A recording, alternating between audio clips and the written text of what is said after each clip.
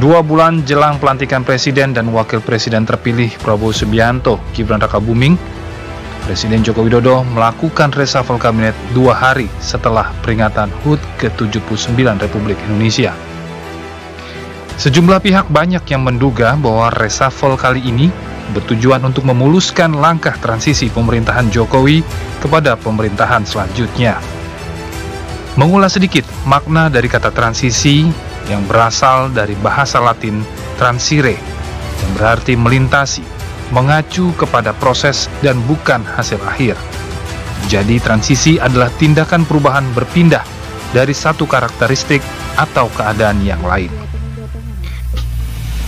Penguatan transisi pemerintahan ini tampak jelas dengan dibentuknya Kantor Komunikasi Kepresidenan dan melantik Hasan Nasbi sebagai ketuanya.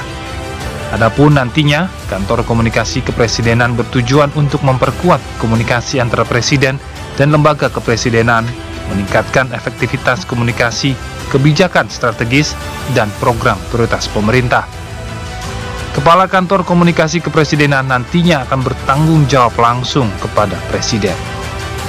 Perombakan atau reshuffle kabinet yang kembali dilakukan Presiden Joko Widodo sudah terdengar sejak beberapa minggu lalu, dan keputusan ini sepenuhnya adalah hak prerogatif Presiden.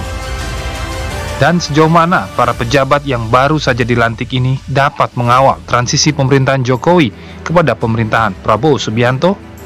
Kita akan membahasnya dalam Indonesia Bicara malam ini yang dipandu Happy Guritman. Selamat menyaksikan. Ya, selamat malam pemirsa, Anda menyaksikan Indonesia Bicara malam ini bersama saya Happy Guritman. Dan seperti yang kita saksikan dalam tayangan tadi, Presiden Joko Widodo telah merombak kabinet di 2 bulan terakhir masa jabatannya. 7 orang pejabat baru dilantik, 3 orang terdiri dari 3 orang menteri, kemudian 1 orang wakil menteri, dan 3 kepala badan. 2 badan diantaranya adalah badan baru yang baru saja dibentuk oleh Presiden. Mengapa kemudian dilakukan di akhir masa jabatan Presiden Jokowi? Apakah reshuffle kabinet kali ini menjadi langkah transisi pemerintah atau ada makna lain di balik reshuffle kabinet kali ini? Kita akan membahasnya bersama dengan para narasumber saya yang sudah bergabung secara daring. Saya akan sapa terlebih dahulu, ada Guru Besar Hukum Tata Negara Universitas Esa Unggul dan Founder Treas Constituendum Institute, Profesor Dr. Juanda. Selamat malam, Prof. Juanda. Selamat malam, Assalamualaikum. Waalaikumsalam. Terima Bang Ujang. kasih, Prof. Waalaikumsalam. Sudah malam hari ini. Iya. Lalu ada pengamat politik Universitas ya, Al-Azhar Indonesia, Kang Ujang Komarudin. Selamat malam, Kang Ujang. Selamat malam, Pak Happy. Assalamualaikum, Prof. Waalaikumsalam, Bang Ujang. Terima kasih, Kang Ujang juga sudah bergabung malam hari ini. Sebelum ke Prof. Juanda, Prof, izin saya akan ke Kang Ujang terlebih dahulu, Prof. Kang Ujang, 2 Menteri PDI Perjuangan dicopot dalam reshuffle kabinet kali ini. Anda melihatnya lebih bernuansa politis atau ini hal yang wajar terjadi karena reshuffle kan hak prerogatif Presiden? Ya, saya melihat kalau kita mengukur kinerja gitu ya, mengukur kebijakan terkait dengan kinerja yang dilakukan oleh para menteri, maka ukuran 2 bulan itu tidak cukup. Oleh karena itu saya melihatnya ya basis reshuffle-nya basis politik. Ya kalau tidak kinerja, basisnya ya politik. Oleh karena itu saya melihat ya apapun yang dilakukan oleh Presiden, ya ini 2 bulan lagi menjelang landing ya pemerintahannya. Ya dalam konteks konstitusi kita pun ya kapanpun bisa dilakukan. Bahkan sehari sebelum selesai masa jabatan pun Presiden masih bisa melakukan reshuffle. Tetapi memang ini yang menjadi pertanyaan publik, kenapa 2 bulan lagi? Kenapa itu dilakukan? Tadi ukuran, parameter, indikator, kinerja itu tidak bisa diukur hanya dalam waktu 2 bulan. Makanya kami gitu ya, akademisi ya, saya pengamat politik, itu mengukur kinerja menteri itu dari setiap periodisasi itu ya, dalam 5 tahun menteri itu ukurannya biasanya 100 hari gitu. Artinya 3 bulan lebih. Nah ini kan masa transisi pemerintahan dan masa di mana ending pemerintahan Pak Jokowi akan selesai, tetapi melakukan reshuffle. Tetapi saya katakan apapun basisnya, apakah berbasis kinerja reshuffle itu ataupun berbasis kepada politis, ya semua hak dan kewenangannya 1000% ada pada wilayah hak prerogatif Presiden. Artinya Presidennya yang punya hak itu. Tetapi yang menjadi pertanyaan publik, kenapa 2 bulan menjelang selesainya masa jabatan beliau begitu. Ya, itu masih menjadi pertanyaan kita bersama. Prof Juanda, bagaimana Prof Juanda menanggapi soal perombakan kabinet kali ini? Kalau tadi Kang Ujang mengatakan ada nuansa politis pasti, kemudian juga kita semua sama-sama mempertanyakan kenapa melakukan perombakan kabinet di akhir masa jabatan yang tinggal tersisa 2 bulan. Apakah ini memang kemudian untuk memuluskan langkah transisi pemerintahan presiden yang sekarang ke presiden terpilih berikutnya, atau seperti apa sih Prof melihatnya?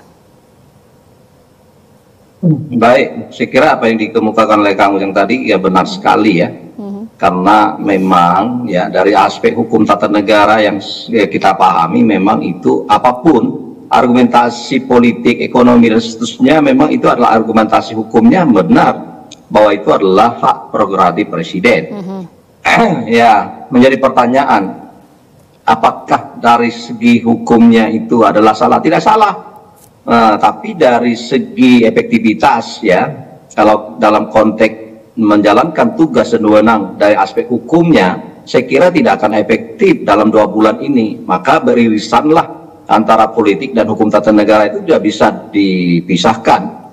Oleh karena itu saya kira ini memang ya, walaupun itu adalah hak prerogatif presiden, tentu hak itu sebenarnya seharusnya ya itu harus dipertimbangkan dari efektivitas dan efisiensi kinerja masing-masing pejabat yang diberhentikan dan diangkat misalnya.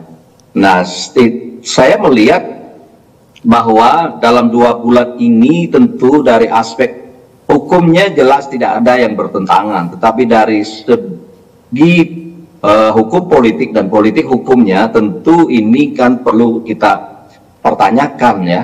Kenapa ini 2 bulan lagi sebenarnya, apakah memang tidak bisa menunggu Prabowo dilantik misalnya, atau memang tadi pertanyaannya untuk memuluskan bukan masa transisi, saya melihat adalah memuluskan seseorang pejabat itu supaya nanti untuk belajar beradaptasi ketika Pak Prabowo dilantik. Saya melihat ini format yang diinginkan juga, mungkin pesan dan sinyal dari pemerintah Prabowo, orang-orang yang akan dilantik kembali, saya kira. Jadi artinya baik, jadi artinya ini untuk dari sisi transisinya, kemudian juga untuk memastikan prinsip keberlanjutan itu berjalan di pemerintahan Prabowo nanti, Prof. Iya, paling tidak ya orang-orang ini, orang-orang yang ada di kabinet sekarang, sebenarnya kan untuk bagaimana mengotak-atik para pejabat yang ada di kabinet Jokowi ini sendiri. Kelihatan sekali, memang saya pikir tidak semuanya nanti itu masuk, tetapi yang dilantik sekarang ini adalah, saya kira adalah format untuk ke depan dalam rangka membantu Pak Prabowo. Saya kira saya melihat sinyalnya demikian. Baik, Prof. Kang Ujang, kita tahu ada 3 menteri, 2 diantaranya itu adalah orang Prabowo, misalnya Menkumham ada Supratman Andi Atga sekarang, kemudian juga di Wakil Menteri Komunikasi dan Informatika ada Angga Raka Prabowo, kemudian juga ada Rosan Roslani di situ menggantikan Bahlil sebagai Menteri Investasi dan Kepala Badan Koordinasi Penanaman Modal. Menurut Kang Ujang, kenapa sih sebagian besar posisi menteri yang di reshuffle pagi ini diisi oleh orang-orang dari kubu Prabowo? Ya, kalau kita melihat dari pembelaan atau statement istana, maka mereka mengatakan bahwa itu adalah untuk memuluskan transisi. Ya, bisa jadi iya, juga bisa jadi tidak. Tapi tadi ada kritik dari Prof Juanda ya, bagaimana memuluskan seseorang katanya. Jadi bukan hanya transisi tapi memuluskan seseorang. Nah, dalam konteks itu satu yang kita bisa baca mungkin itu ada secara personal ada yang dimuluskan. Secara ketentuan dalam konteks transisi ya mungkin saja. Yang kedua yang saya baca adalah soal kompromi antara 2 kekuatan presiden yang akan berhenti dengan presiden baru, artinya Pak Jokowi dengan Pak Prabowo. Oleh karena itu ya politik akomodatif itu dilakukan oleh Pak Jokowi. Makanya tidak aneh dan tidak heran muncul nama-nama dari loyalis Pak Prabowo, kader Pak Prabowo, ya, kader Gerindra yang memang dilantik menjadi menteri dan wakil menteri. Jadi konteksnya saya melihatnya kompromistis ya, karena kita tahu bahwa mereka berdua, Pak Jokowi dan Pak Prabowo, ketika berkampanye yang lalu ingin melanjutkan pemerintahan. Dan tentu dalam konteks itu ya harus ada kompromi, di mana ya sebelum kabinet Prabowo Gibran dilantik di tanggal 20, kalau ke kabinetnya kalau nggak salah tanggal 23 biasanya, kalau presidennya tanggal 20. Nah dalam konteks itu maka kompromi di awal sebelum pelantikan dilakukan atau di akhir masa jabatan Jokowi dilakukan. Ya mungkin tadi karena bentuknya kompromistis, bentuknya kepentingan yang saling menguntungkan antara Pak Jokowi dengan Pak Prabowo, maka ya Pak Presiden, Pak Jokowi melakukan langkah ya akomodatif itu. Ya tentu bukan hanya itu, tapi juga saya melihat ya orang-orang Pak Jokowi juga ada gitu. Ya Pak Bahlil misalkan jabatannya digeser lebih bagus lagi, Menteri SDM gitu. Lalu ada jabatan-jabatan lain, kepala badan gitu, yang itu juga strategis dalam konteks untuk bisa menyelesaikan persoalan-persoalan solusi masalah bangsa. Tetapi saya melihatnya bahwa tadi ini adalah reshuffle lebih dominan kepada nilai politis, dan itu presiden boleh melakukan. Di saat yang sama lebih banyak kompromistisnya, lebih banyak saling menguntungkan di antara dua pemerintahan yang saat ini dengan ke depan Pak Prabowo Gibran. Nah dalam konteks itu ya tentu adu kepentingan, adu saling menguntungkan ini terjadi dalam reshuffle kali ini. Kang Ujang, artinya apakah bisa dikatakan langkahnya Presiden Jokowi kali ini itu sebagai investasi politik untuk Prabowo yang akan mulai menjabat di akhir Oktober nanti?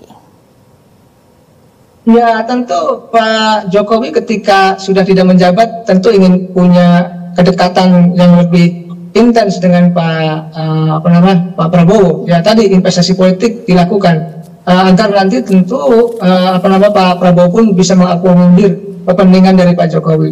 Nah, secara politik saya memprediksikan ya, ini sangat subjektif prediksi saya gitu dan sangat spekulatif. Tetapi ini berbasis kepada pengetahuan yang saya miliki maupun informasi yang saya dapatkan. Gitu. Apa? Ya saya melihat nanti pada pemerintahan Pak Prabowo Gibran di tahun pertama itu kemungkinan besar adalah mengakomodasi kepentingan Pak Jokowi.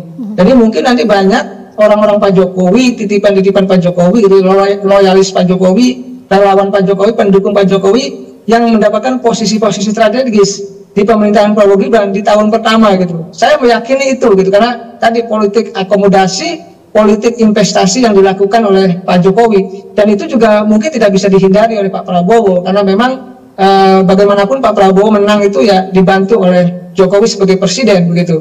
Nah saya melihat ya ke depan tahun pertama saya memprediksi seperti itu, tapi tahun kedua itu pasti akan banyak perubahan dan dinamikanya sendiri. Kita lihat saja nanti ke depan, Mbak Happy. Baik, terima kasih Kang Ujang. Kita akan jeda terlebih dahulu pemirsa, jangan kemana-mana, tetaplah bersama kami di Indonesia Bicara.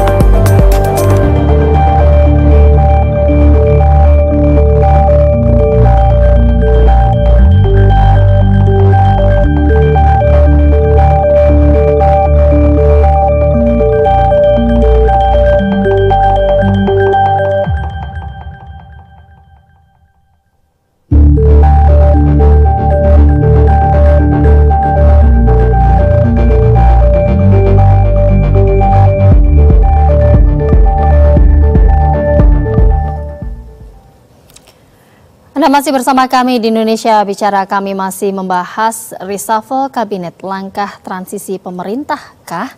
Baik, saya akan langsung ke Profesor Juanda.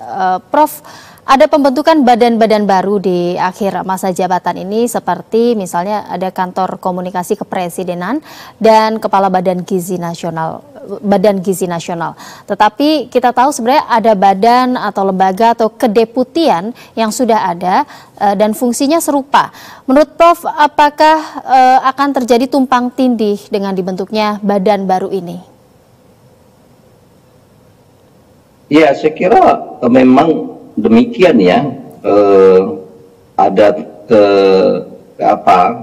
dari segi kewenangan, dari segi topoksi, ya paling tidak ini adalah menandakan apa yang tadi disampaikan oleh Kak Ujang, bahwa ini adalah satu pemerintahan atau kebijakan yang akomodatif, prediktif, dan ini adalah termasuk sekaligus kompromistis antara apa yang diinginkan ya oleh Pak Prabowo. Saya kira itu direspon oleh Pak Jokowi ya, walaupun nanti mungkin perlu dibenahi ya agar lembaga-lembaga yang tumpang tindihnya tidak terjadi ya, walaupun memang saya masih agak gelap gulita memprediksi kemana arah kebijakan dari beberapa lembaga yang baru ini. Tapi ya secara hukum tata negara harusnya tidak boleh ya, atau dihindari ya tumpang tindih topoksi atau kewenangan, dan mungkin itu nanti PR bagi Pak Prabowo untuk mengoreksi, mengevaluasi, paling tidak membenahi lah apa yang kalau terjadi tumpang tindih. Namun bagaimanapun saya melihat ini semua adalah sebuah lembaga yang pesanan juga ya, pesanan, karena sebagusnya kalau memang ini adalah bukan masa transisi, Pak Jokowi tidak akan membentuk kalau memang tidak ada sinyal-sinyal dari Pak Prabowo sendiri. Bagaimanapun memang ini perlu dikoreksi kembali efektivitasnya bagaimana, supaya ke depan seharusnya tidak perlu banyak lembaga, tetapi program dan kegiatannya atau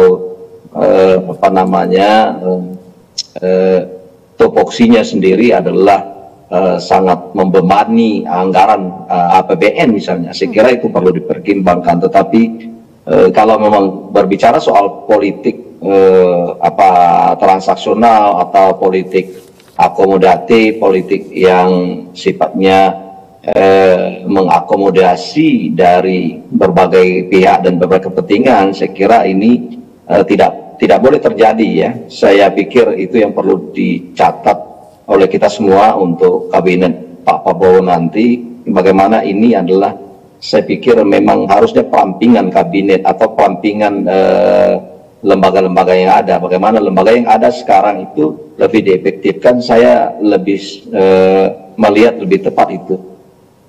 Baik, justru harusnya lebih mengoptimalkan efektivitas dari lembaga yang sudah ada sekarang. Tapi Prof, kalau misalnya ada tumpang tindih ini kan artinya mendorong ego sektoral. Apa kemudian kalau itu terjadi, apa kemudian dampaknya bagi suatu pemerintahan, terutama di 2 bulan terakhir ini sebelum kemudian berganti ke pemerintahan yang baru? Makanya saya kira memang kelihatannya ya, kalau memang terjadi tumpang tindih, sebenarnya itu yang saya sampaikan, bahwa pembentukan lembaga baru ini hanya untuk memperlihatkan sebuah deskripsi yang diinginkan oleh Pak Prabowo, padahal sebenarnya dalam 2 bulan ini tidak bisa bekerja secara efektif ya. Apalagi lembaga itu secara topoksi kewenangan sudah ada diemban atau dilaksanakan oleh sebelumnya misalnya. Hanya ini adalah sekali lagi potret, kalau saya bisa memprediksi, kalau boleh saya prediksi, ini adalah memang kompromistis benar, tetapi ini juga kompromistis yang diinginkan oleh Pak Prabowo. Pasti ini adalah hasil diskusi antara Pak Jokowi dengan Pak Prabowo itu sendiri ya dalam waktu beberapa bulan terakhir ini, sehingga sebenarnya secara fungsional tidak akan efektif 2 bulan ini mau lakukan apa. Ya, problemnya adalah ketika misalnya bahwa ketika Pak Prabowo ini adalah satu mazhab atau satu visi dengan Pak Jokowi misalnya. Tetapi jadi problem ketika ini kalau memang ini bukan kompromistis atau hasil diskusi, ini pasti akan mubazir ya. Nah, tapi karena ini adalah didasar kepada kompromistis dan hasil diskusi beliau berdua, maka walaupun 2 bulan ini tidak efektif karena tumpang tindih dan ada saling keterkaitan yang sangat dominan antar beberapa lembaga yang ada, maka tidak menjadi masalah, efektivitas menjadi nomor 2. Tetapi yang penting lembaga ini sudah ada, tinggal nanti Pak Prabowo langsung tancap gas, dan itu yang mungkin diinginkan oleh Pak Prabowo. Tapi namun demikian secara hukum organisasi ketatanegaraan perlu dibenahi, jangan sampai ini adalah mubazir dan jangan sampai ini adalah pembekakan anggaran. Saya kira itu juga perhatikan. Silakan Pak Prabowo melanjutkan yang benar, yang baik dari Pak Jokowi, tapi sebagai presiden yang otonom nanti ya, saya dan kita rakyat Indonesia menginginkan menghormati pendahulu yang berhasil. Saya kira itu merupakan sebuah etika juga, dan kalau bisa dikatakan merupakan penghormatan. Namun tidak berarti semua yang diinikan oleh Pak Jokowi sekarang dengan sendirinya Pak Prabowo tidak mampu untuk menolak atau mengevaluasi. Saya kira itu tidak tepat juga dengan kedudukan dia, jabatan dia sebagai presiden yang sah nanti. Saya kira itu yang perlu kita ingatkan. Baik, Prof. Termasuk salah satunya juga yang salah satu badan yang baru dibentuk adalah Kantor Komunikasi Kepresidenan, di mana tadi setelah dilantik Kepala Kantor Komunikasi Kepresidenan mengatakan salah satu tugasnya adalah untuk menjadi koordinator juru bicara. Nah, Kang Ujang, menurut Anda kenapa kemudian Presiden butuh koordinator juru bicara? Karena ini dilantiknya sekarang berarti artinya kan sudah harus menjalankan tugasnya di masa Presiden Jokowi yang tersisa 2 bulan ini, dan juga nanti untuk masa pemerintahan Presiden terpilih Prabowo Subianto. Ya, saya tidak tahu ya, karena di masa pemerintahan Pak Jokowi ini banyak juru bicaranya. Ada dari staf khusus Mensesnek gitu. Ada dari staf khusus Pak Presiden sendiri, lalu juga ada dari KSP gitu. Ini kan menjadi persoalan juga, komunikasinya tidak baik, tidak bagus. Karena itu mereka ya saling ini saja, siapa yang mau tampil, siapa yang tidak gitu, itu menjadi problem. Saya melihat ada gesekan-gesekan juga tuh, saingan juga terkait dengan persoalan juru bicara di istana itu antara di staf khusus maupun di KSP. Muncul lagi di Setnek gitu. Ini kan menjadi problem, ini menjadi aneh gitu dalam konteks kelembagaan kepresidenan. Oleh karena itu mungkin saja ya lembaga itu dibentuk gitu, walaupun nanti tadi bisa jadi nanti tumpang tindih dengan KSP gitu. Atau seperti apa kita lihat nanti ke depan formatnya, kita tunggu kinerjanya seperti apa. Tetapi memang kelihatannya ingin mengorkestrasi ya, ingin satu pintu soal suara presiden kepada publik. Ya, selama ini memang tadi banyak pintu, banyak tadi juru bicara ya yang tidak resmi tanda petik yang diwakili oleh KSP itu.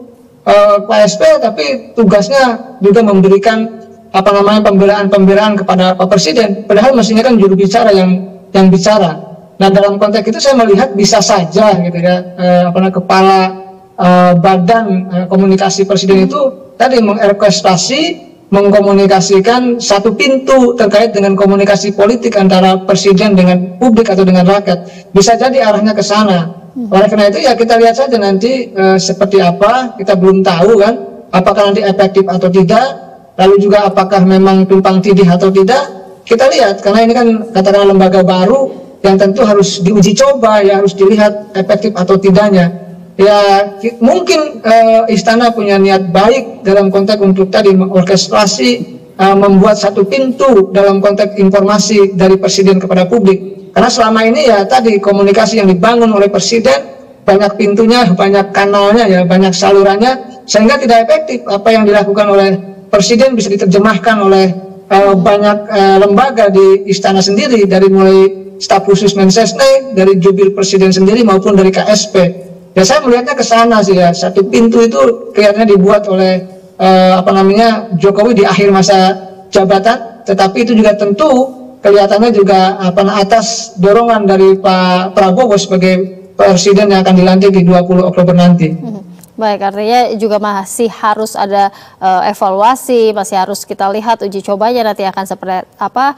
Yang jelas komunikasi kepresidenan ini harus lebih efektif dari sebelumnya. Kita akan jeda terlebih dahulu. Pemirsa jangan kemana-mana, tetaplah bersama kami di Indonesia Bicara.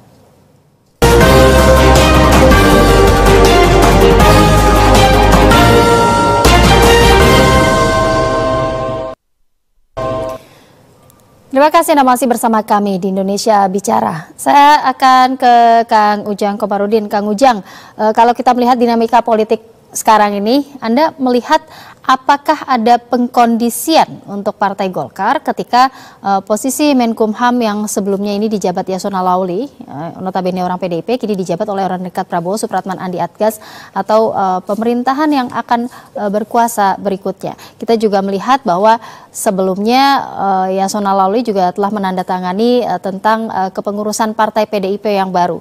Apakah ini pertama menjadi motif atau Anda kemudian juga melihat ada pengkondisian di situ? Ya, saya melihat bahwa Partai Golkar adalah partai yang strategis ya dalam konteks kekuatan politik di Indonesia. Jadi posisinya selalu menjadi jangkar di pemerintahan dan selalu ada di pemerintahan, DNA-nya pemerintahan. Tetapi memang kalau saya baca, apakah mundurnya Erlangga ada pengkondisian, lalu reshuffle Menkumham itu ada pengkondisian. Saya melihat ya, kalau kita lihat ada korelasi ya terkait dengan persoalan konflik partai politik. Kita tahu bahwa Menkumham itu adalah kementerian yang strategis, di mana disitulah SK partai politik ketika berkonflik ya dilakukan, diteken, ditandatangani oleh Menkumham. Oleh karena itu saya melihat ya begitu strategisnya, maka Menkumham itu ya dipegang oleh katakanlah partai yang berkuasa. Kemarin ketika PDIP sangat akrab dengan Jokowi ya dipegang oleh Pak Yasona Lauli. Nah sekarang ketika Gerindra atau Pak Prabowo berkuasa ya, maka partainya Pak Presiden, partai kadernya Partai Gerindra, Supratman ya yang menjadi Menkumham. Nah dalam konteks apakah pengkondisian ya, kalau melihat saya melihatnya adalah antisipasi jaga-jaga gitu, dan dalam konteks itu pula kelihatannya ya agar Golkar juga tidak lari, agar Golkar juga tetap ada dalam kekuasaan, agar Golkar juga dalam jangkauan pemerintah. Dan dalam konteks itu pula saya melihat ya Golkar tidak akan jauh-jauh, selalu akan ada di pemerintah. Saya selalu jelaskan kepada teman-teman media ya bahwa untuk menjadi ketua umum Golkar itu ada 3 hal yang bisa kita lihat, kita nilai. Yang pertama itu punya posisi, punya jabatan. Jadi siapapun calon ketua umum pasti punya posisi, punya jabatan, entah menteri, entah ketua DPR atau lain sebagainya. Makanya ketika sekarang atau hari ini muncul nama Pak Bahlil ya untuk jadi calon ketum, maka tidak aneh karena memang saya membacanya harus punya jabatan. Yang kedua, restu presiden, restu RI1, siapapun RI1-nya itu. Makanya Golkar itu tidak lepas daripada mohon maaf ya, sahamnya saham milik pemerintah, tidak lepas daripada kekuasaan seorang presiden itu. Jadi presiden mau A ya A, B ya mau B. Dalam konteks Golkar itu tidak bisa kemana-mana juga. Nah tadi apakah nanti Golkar ganti ketua umum, apakah nanti akan dikondisikan dan sebagainya. Yang jelas kalau Menkumhamnya itu adalah dari Gerindra ya kemungkinan besar Golkar bagaimanapun ya akan ada dalam pemerintahan. Agak sulit untuk bisa menjadi oposisi dan lain sebagainya. Jadi saya tidak mengatakan itu mengkondisikan, tetapi ya jaga-jaga bahwa jangan sampai partai-partai itu menjadi partai oposisi lah. Jadi baik Golkar dan partai-partai lain itu berkepentingan untuk dimasukkan kepada koalisi pemerintah. Dan faktanya sampai hari ini pun ya Golkar ada di pemerintahan siapapun ketua umumnya. Yang ketiga itu soal uang. Kalau di Golkar yang jadi ketua umum adalah punya uang yang banyak gitu. Tetapi kalau RI 1 sudah didapatkan, maka uang itu akan mengalir juga, akan banyak support dukungan dari banyak pihak termasuk dari para pengusaha. Nah, saya melihat strategisnya Golkar, strategisnya Kemenkumham itu bertali temali dalam konteks kepentingan politik gitu. Ya, agar bagaimanapun nanti ketika ada konflik di partai, ada pengkudetaan partai gitu ya, intinya ya Pak Presiden yang baru gitu itu masih bisa mengendalikan partai-partai begitu kira-kira. Baik, Kang Ujang. Prof. Juanda, dikatakan bahwa Menkumham itu kan posisi yang strategis saat ini. Anda melihatnya juga kalau misalnya dikaitkan tadi ada korelasinya ini dengan dinamika politik belakangan ini di Pilkada, kemudian juga pengunduran diri Erlangga dari Ketua Umum Golkar, juga dengan pidato terakhir di PDI Perjuangan kemarin. Ini apakah juga kemudian menjadi parameter mengatakan bahwa reshuffle ini bersifat politis, Prof? Ya pasti ya, pasti. Kalau soal politisnya pasti politis ya.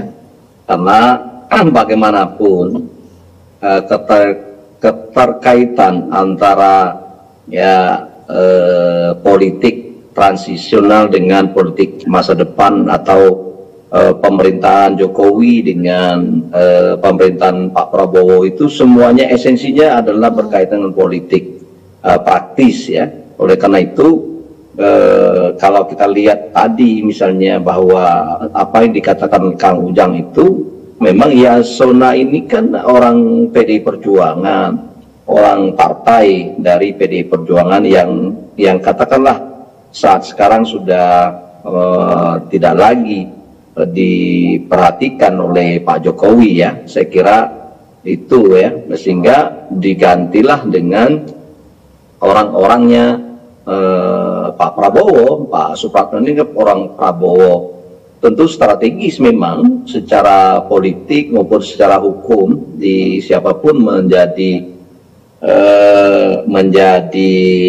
Menteri Hukum dan HAM. Apalagi misalnya kita tahu kalau kita kaji dari aspek politik hukumnya dalam konteks hukum tata negara. Sebentar lagi kan ada banyak hal yang berkaitan dengan pengesahan kepengurusan katakanlah partai politik yang tentunya sekarang ini adalah tadi sudah disampaikan adalah soal siapa menjadi ketua umum Golkar misalnya. Dan tentu dengan demikian saya kira karena Golkar ini adalah bagian dari Kim ya, saya kira ini kan untuk salah satu supaya tidak lagi banyak hambatan apapun nanti kalau memang benar isu yang beredar itu adalah salah satu yang diangkat tadi itu menjadi ketua umum misalnya Pak Bahlil misalnya. Nah kemudian di sanalah letaknya untuk memperlancar semua hal-hal yang berkaitan dengan topoksinya Menteri Hukum dan HAM.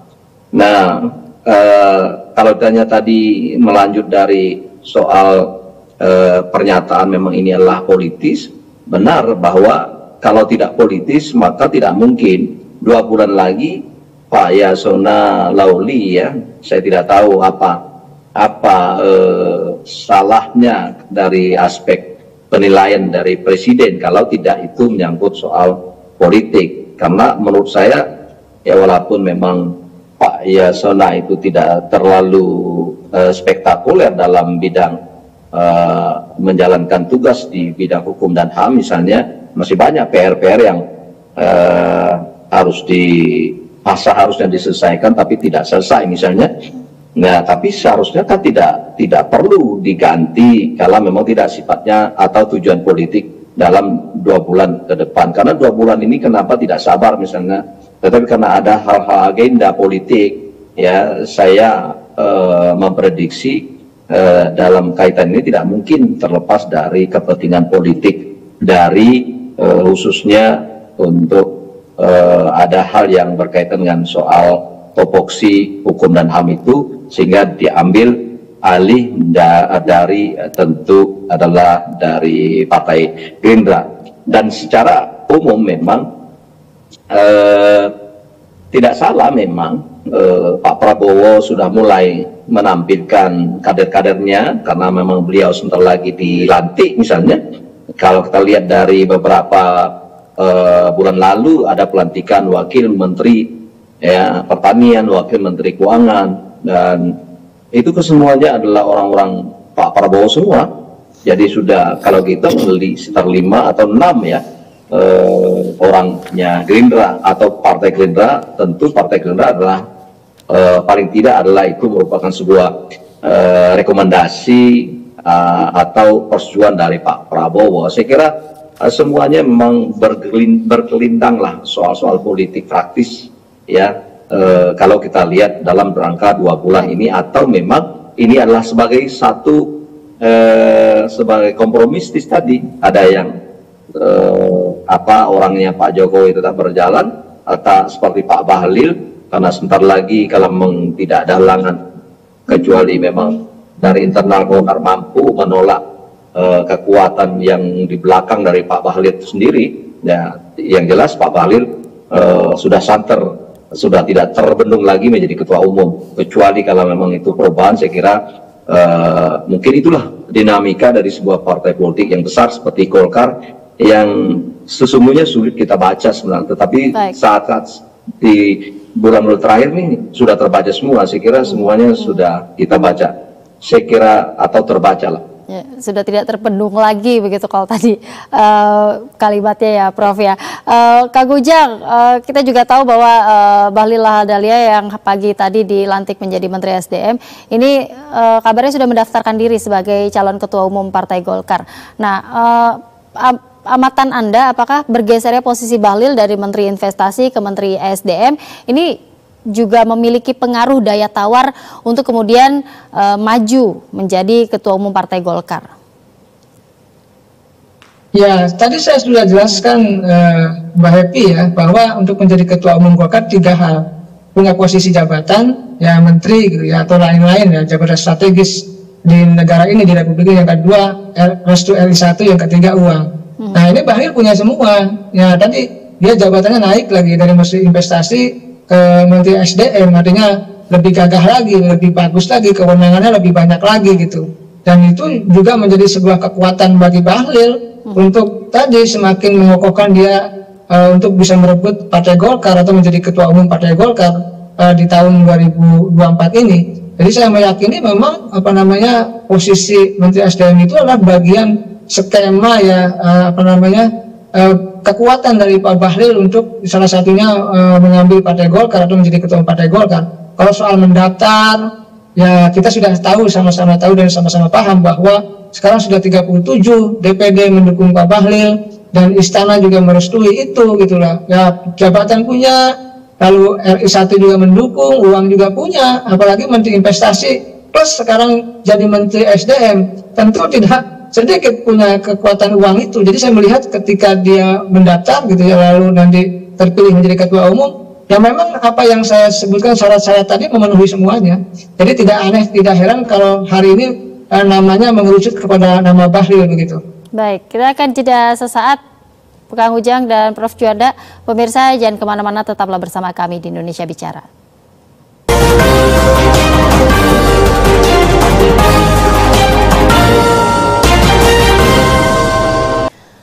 Ya, terima kasih Anda masih bersama kami di Indonesia Bicara. Saya ingin kembali ke Kang Ujang. Kang Ujang, dengan adanya langkah reshuffle ini, di mana ada Menteri PDIP ini kemudian digeser, digantikan dengan Menteri yang sekarang, Yasona Laoly, digantikan oleh Supratman Andi Adgas. Apakah kemudian ini menurut Anda akan memperuncing gesekan antara Jokowi dengan PDIP? Ya sangat memperuncing, karena kita lihat misalkan bukan hanya soal reshuffle saja, bagaimana Pak Hasto membuka rekaman ya lama gitu Pak Jokowi ya, yang dianggap menggunakan instrumen hukum untuk tanda petik ya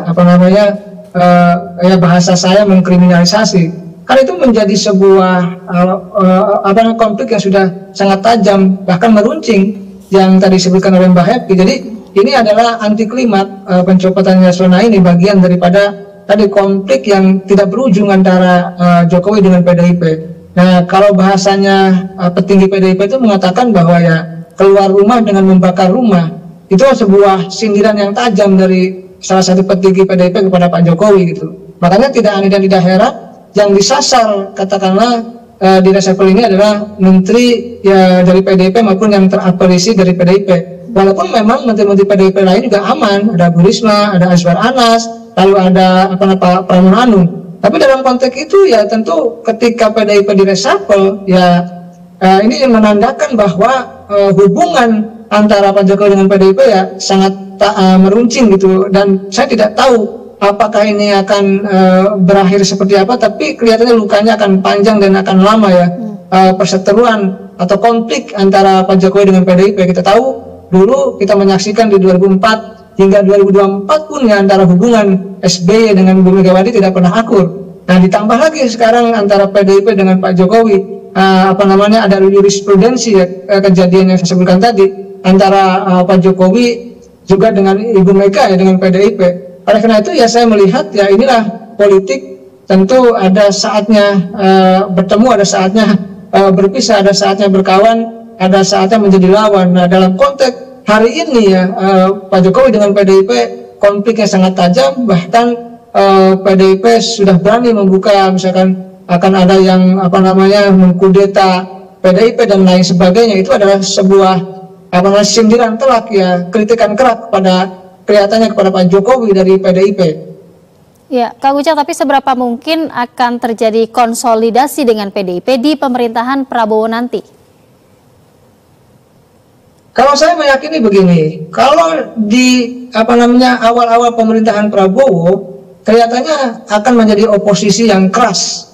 Saya sering mengatakan ke teman-teman media bahkan di TVRI ya, kita ini membutuhkan pemerintahan yang kuat. Jadi memang Prabowo Gibran harus mayoritas koalisi di parlemen yang harus kuat, baik eksekutif maupun legislatif. Tetapi kita membutuhkan oposisi yang kuat dan tangguh. Jadi PDIP ini ya kalau memilih menjadi oposisi atau di luar pemerintahan, maka harus kuat dan tangguh. Kalau nggak kuat tangguh ya pasti akan dikerjai gitu loh. Pasti ya akan diperiksa kader-kadernya yang diduga kasus korupsi dan lain sebagainya, kan sudah mulai ini permainan itu dilakukan gitu oleh kekuasaan. Jadi saya melihat ya, tetapi untunglah masih ada PDIP yang ingin di luar pemerintahan dan ingin mengontrol kekuasaan, karena kekuasaan itu bagaimanapun siapapun yang berkuasa perlu diingatkan, perlu dikritik, perlu dikontrol dan perlu diawasi. Nah, tetapi memang kita tidak tahu kalau tahun pertama pemerintahan Prabowo Gibran mungkin PDIP masih di luar pemerintahan, tapi kan di tengah jalan bisa jadi masuk ke kekuasaan, kita tidak tahu. Tetapi kita mewanti-wanti membangun demokrasi yang sehat butuh check and balances, butuh ada partai politik yang berani tadi, kuat dan tangguh untuk menjadi oposisi, itu mengawasi jalannya pemerintahan. Agar memang ya ketika pemerintahan salah jalan itu ada yang mengingatkan begitu, dan kita tahu PDIP punya ketangguhan ya dalam konteks selalu mengingatkan pemerintah begitu di masa lalu begitu. Baik, Prof Juanda, apa kemudian yang perlu menjadi catatan pasca reshuffle kabinet ini juga untuk kemudian mengawal masa transisi ini, Prof? Ya, saya kira begini ya, yang perlu diperhatikan itu adalah bagaimana memang kalau soal transisi pemerintahan, saya kira tidak ada hal yang perlu diberikan catatan-catatan. Paling tidak ya tentu saya pikir semuanya itu berjalan dengan baik ya. Nah, namun demikian saya hanya berharap bahwa, dan mudah-mudahan ini adalah mewakili dari mungkin segelintir, kalau saya tidak bisa mengatakan banyak warga negara Indonesia, paling tidak dalam rangka persiapan pelantikan Pak Prabowo nanti, maka paling tidak Pak Prabowo kita minta untuk dari sekarang benar-benar mempersiapkan orang-orang yang berkualitas, orang-orang yang profesionalitas, walaupun memang itu tidaklah mudah saya kira untuk mengakomodir ya semua hal-hal yang berkaitan dengan beberapa kepentingan partai politik yang sudah berjuang, bahkan saat sekarang masuk lagi beberapa partai yang dulunya adalah berseberangan sekarang sudah diminta untuk bergabung. Maka dari sekarang tentu perlu benar ya kita berharap untuk supaya kabinetnya nanti kabinet yang memang pro rakyat, tidak elitis, dan memang orang yang profesional, di samping memang boleh mengangkat beberapa partai politik, tetapi yang berkualitas juga, yang berpengalaman. Jadi bukan asal karena dekat atau karena faktor-faktor yang subjektif lainnya. Nah, saya kira itu yang perlu kita dorong supaya ya hal-hal yang kira-kira yang dibutuhkan oleh masyarakat sangat mendasar, sangat penting, itu yang perlu menjadi prioritas Pak Prabowo, saya kira. Walaupun memang 2 bulan ini tentu tidak berarti Pak Jokowi dengan santai. Seharusnya Pak Jokowi juga harus memberikan yang terbaik di akhir masa jabatannya, baik dari proses penegakan hukum, kemudian di bidang ekonomi, di bidang investasi, dan seluruhnya. Saya kira menurut saya inilah saatnya di dalam bulan-bulan terakhirnya, kalau memang bisa Pak Jokowi gas full ya, kalau bisa tancap gas gigi 4, gigi 5, supaya dirasakan nampaknya oleh rakyat. Saya kira demikian harapan-harapan kita sebagai warga negara, sebagai akademisi. Saya kira demikian, Mbak. Baik, terima kasih Profesor Dr. Juanda, Guru Besar Hukum Tata Negara Universitas Esa Unggul dan founder Trias Constituendum Institute. Juga terima kasih Kang Ujang Komarudin, pengamat politik Universitas Al-Azhar Indonesia. Terima kasih sudah berbagi pandangan pada malam hari ini. Tentunya kita berharap yang terbaik untuk pemerintahan saat ini, pemerintahan berikutnya, dan juga di masa transisi ini. Terima kasih Bapak-Bapak dan selamat malam. Sama-sama, Mbak Raffi. Selamat malam, Prof. Assalamualaikum. Ya, Assalamualaikum. Dan pemirsa, demikianlah Indonesia Bicara malam hari ini, mewakili seluruh kerabat kerja yang bertugas. Saya Happy Guritman mengucapkan terima kasih atas kebersamaan Anda. Selamat malam dan sampai jumpa.